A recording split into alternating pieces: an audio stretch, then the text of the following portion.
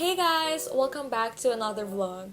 In this vlog, I am going to talk about how to get your driver's license this year, 2021. I got my driver's license last week, just like we always talk about. You were so excited for me to finally drive out. In this video, I am going to talk about how I got my student's permit, which you need to have before you get your non-professional driver's license. So if you want to know how I got my driver's license, I have another video for that, so you can just go ahead and check that out and skip this video. I got my driver's license already, and this is a non-professional driver's license. What I'm going to talk about today is the updated requirements, the new system ng LTO. LTO implemented new requirements last year, 2020. I am going to divide this video into 4 sections: requirements, process, total cost, and frequently asked questions. Let's start the video.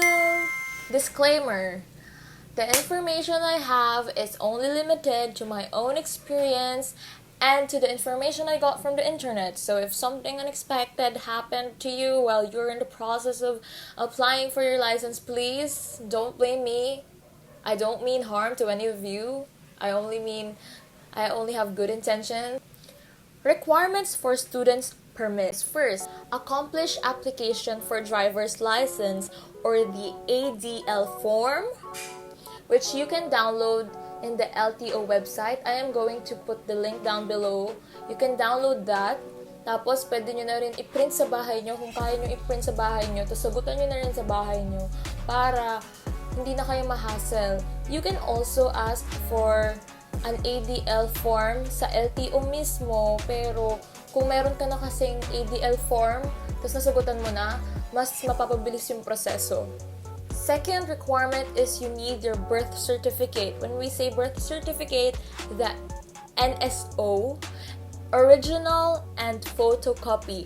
Do not forget the original copy, guys. Meron ako mga kasama nung kumuha ko ng student permit na hindi sila, napapunta ulit sila sa dulo ng linya kasi nga wala silang original.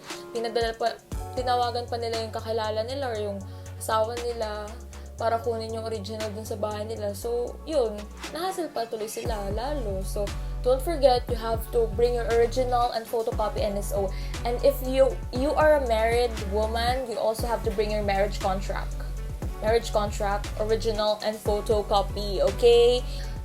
Third one, this is only applicable for minors, parents or guardians' consent, and valid ID that is issued by the government. Minimum age requirement on getting the student permit is 16 years old, but since you're a minor, you need to have a parent guardian consent that is notarized, and dapat meron ding ID ng parent or guardian nyo.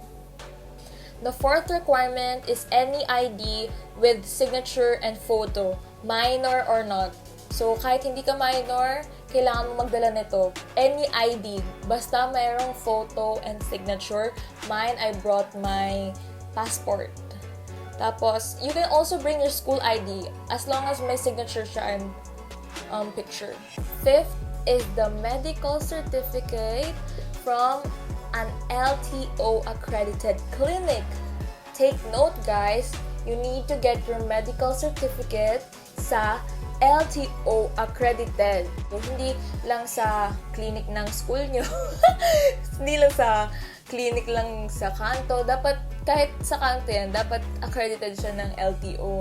Kasi sa new system natin, your medical certificate is electronically transmitted from the clinic to the LTO system mismo. Sabay ko na nag-apply.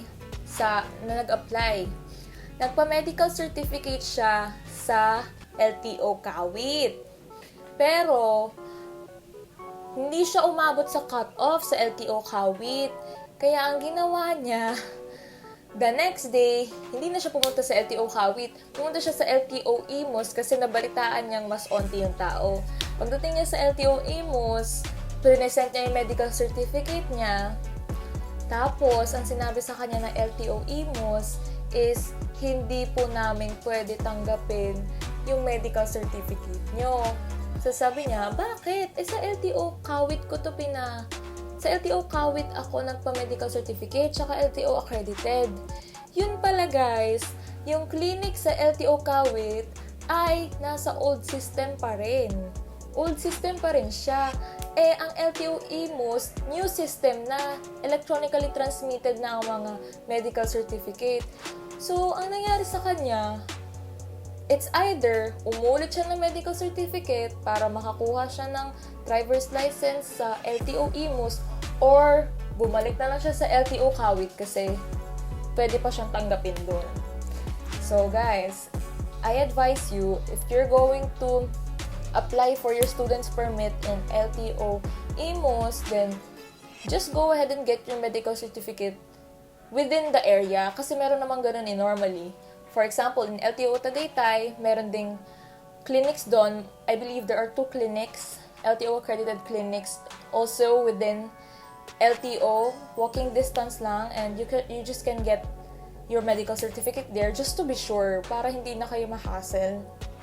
The 6th requirement and the last requirement is the theoretical driving course certificate. This requirement was implemented last August 3, 2020. So, kung hindi ka nakakuha ng student permit mo before August 3, 2020, ibig sabihin, kailangan mo na kumuha ng theoretical driving course certificate. Where can you get this? You can get this in any driving school, but it also should be LTO accredited. They have a list of driving schools that are LTO accredited, and I am also going to put the link down below so you don't have to worry about anything. You just have to read them, okay guys? Itong theoretical driving course, 15 hours to, but it is divided into 3 days. It's a seminar. Pwede siyang online, or pwede ka rin pumunta sa driving school mismo. Seminar, and after the seminar, you're gonna have to take a test, and when you pass the test, then you can get the certificate. This is the first thing you have to do before getting a student permit. Kuha ka muna ng theoretical driving course certificate sa driving school kasi kailangan mo ngang ipasa to pag nag-apply ka na ng student permit. The second part of the video is the process itself. So, I got my student permit in LTO Sabang. Nakakuha ako ng student permits ko bago pa mag-August 3. So, swerte ako kasi hindi pa ako ni-required na magkaroon ng theoretical driving course certificate. Pag pupunta kayong LTO, I advise you to go there early. Their office hours start at 8 a.m. So I think before 8 a.m., maybe around 7 or 7:30, you should get there. If you are going to apply in LTO Tagaytay, this happened to me 5 o'clock pa lang, ang haba na ng pila. And the office hours doesn't start until 8 a.m. So, if you want to go to LTO Tagaytay and sa tingin nyo mas komportable kayo pumunta doon, I advise you to go there at around 4 a.m. If you live here in Cavite, LTO IMOS is not that crowded. Ang pila nila doon is very bearable talaga. Dumating ako doon ng 7 o'clock, tas pang-4 pa or pangatlo. So, pwede kayo doon. Pagpunta niyo sa LTO, then 8 a.m. na start niya, the first thing you need to do is to line up and then give your requirements. After giving your requirements, you have to take your photo, get your biometrics, and also put your signature. After that, you're going to the cashier to pay the application fee. And then after that, you just have to wait for the release of your student permit. It's very easy pag student's permit. Mabilis lang talaga yung proseso niya. Ang matagal lang dyan is yung pila. Depende rin yan sa lugar nyo eh. The third part of this video is the cost. Magkano ba ang gagastusin mo kapag mag-a-apply ka ng student's permit? The medical certificate, ang standard na amount niyan is 450 pesos. Dalawang medical certificate na kasi ako eh. 450 pesos siya, pero kung hindi mo alam ang blood type mo, plus 100 pesos. So ako, nung unang medical certificate ko, hindi ko alam yung blood type ko, so nagbayad ako ng additional 100. In total, it's 550 pesos for your medical certificate. Kung alam mo naman yung blood type mo, you should provide proof to them na yun talaga ang blood type mo. Kasi kung wala kang proof, then sasabihin nila, you have to take the blood test. Second time na nagpa-med-cert ako, dinala ko yung old med-cert ko para ipakita sa kanila na ito yung blood type ko talaga. Next is the student permit fee. The student permit fee, ito yung babayaran nyo sa LTO mismo. 318 pesos. Parehas pa rin yung presyo niya, gaya lang nung old system kasi 318 din yung binayad ko noon. Another cost sa new system ng LTO is yung theoretical driving course certificate, which will cost you at around 1,800 to 2,000. And baka meron pang mas mataas sa 2,000. Meron ako nakitang website online and they offer the theoretical driving course at around 1,500. Meron namang ibang driving schools na 1,800. So, it will cost you at around 1,500 to 2,000 pesos. This is just an estimate guys ha, baka kasi merong mga driving school dyan na mas mahal pa pala. So, all in all, ang mga gastos nyo is 550 for the med-cert, plus 318 for the student permit fee, and the 2,000 pesos, total of 2,868 pesos. So, yun ang gagastusin nyo sa student permit. Pwede pang bumaba yun, depende naman sa driving school na makukuha nyo. But just remember guys dapat LTO accredited. This is the last part of our video. Frequently asked questions.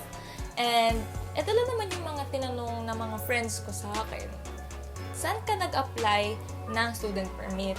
I applied for student permit in LTO Sabang.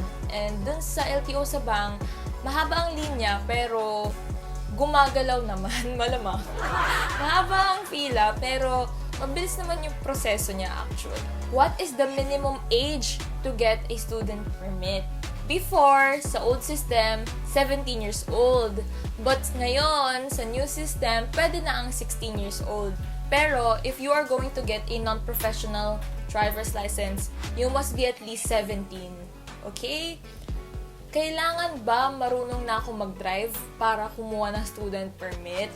No, hindi mo pa kailangan na marunong ka mag-drive kasi student's permit pa lang naman yun. You're applying for that permit para makapag-enroll ka sa driving school, para matuto ka kung paano mag-drive. That's it guys, that is everything that you need to know regarding the new system of the LTO and getting the student's permit. So if you have any questions, just comment in the section down below and do not forget to like and subscribe. And yeah, goodbye guys, I hope this is helpful. Stay safe and God bless.